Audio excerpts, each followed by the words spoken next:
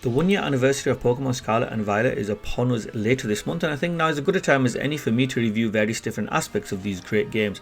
I have already uploaded a whole host of videos.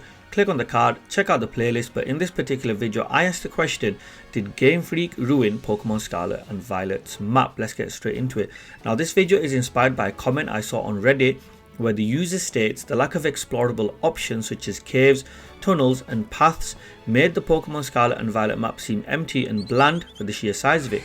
Now as a veteran Pokemon gamer, I completely understood what they were saying, but for anyone who doesn't understand, let's take a trip down memory lane with some nostalgia. Back to Generation 1. Now in Kanto, to go from Viridian City to Pewter City, you had to go through Viridian Forest.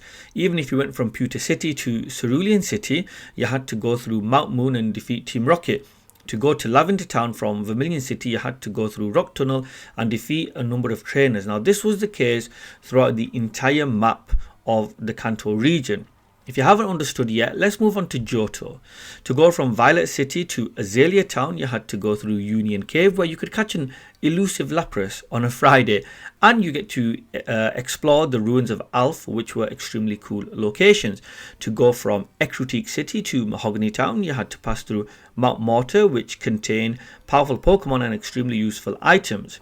The thing is, the same trend continued in the Hoenn region with areas such as Petalburg Woods, Granite Cave, Mount Chimney and Meteor Falls, just to name a few.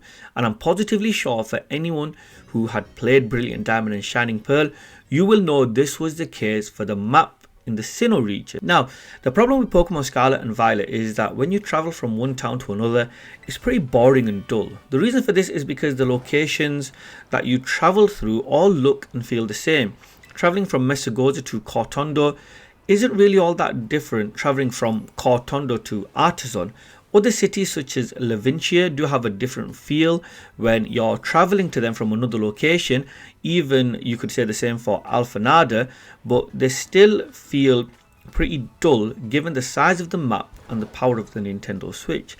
Yes, we have a desert, a lake, we have a mountainous region, but for how large the map is, in my opinion, it just isn't enough. And honestly, I agree. The map looks and feels empty when you're actually traveling from one location to another. I would much rather prefer in future generations to have smaller maps with a lot more explorable areas, such as tunnels, caves, paths, abandoned ships, abandoned buildings, dungeons, mountains, or even sea paths such as Whirl Islands.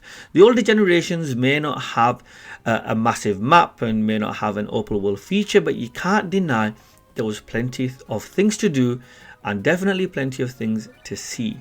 Now, do you agree with the comment that Pokemon Scarlet and Violet's map seems fairly empty? Let me know in the comment section down below. If you have enjoyed the video, please do consider subscribing to my channel. Thank you for watching, and hopefully I'll see you all next time.